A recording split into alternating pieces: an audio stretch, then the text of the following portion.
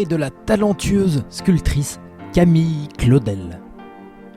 Camille Claudel est née en 1864 dans le département de l'Aisne. Très tôt, elle se passionne pour la sculpture avec la glaise et son père approuve, tandis que sa mère déteste cela. En tout cas, Camille excelle dans cet art. Son talent la pousse à Paris, accompagnée de sa mère et de son frère. Elle y suit une formation avec Alfred Boucher et s'installe dans l'atelier de Notre-Dame-des-Champs en compagnie d'autres sculptrices. Tandis qu'Alfred Boucher part à Rome, il se fait remplacer par Auguste Rodin, qui est tout de suite fasciné par le génie, le talent et la farouche volonté de la jeune Camille. Ils deviennent très complices.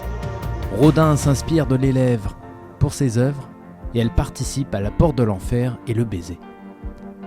Femme et artiste au XIXe siècle n'est pas facile, surtout pour le financement de son art.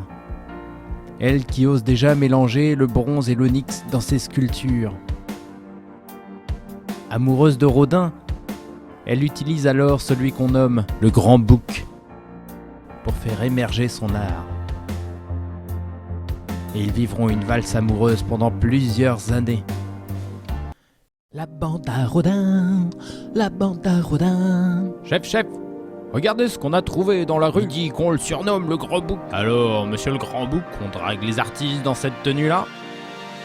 Je suis Rodin, Auguste Rodin.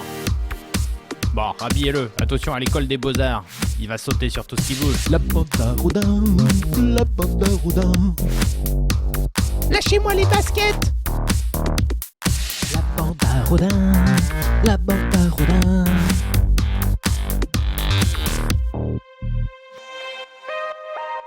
Oh bouvier, cette folle est lésine. Je suis pas folle!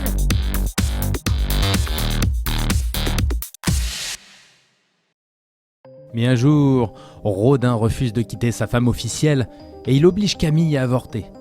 Camille comprend alors que leur amour est sans avenir. Elle sculptera L'âge mûr, pièce autobiographique d'une amante déchue pour se venger. Submergée par le chagrin et la colère, elle commence à briser tous les travaux qui lui rappellent Rodin. Et elle peine à travailler de manière indépendante. Elle suspecte Rodin et sa bande de lui fermer toutes les opportunités.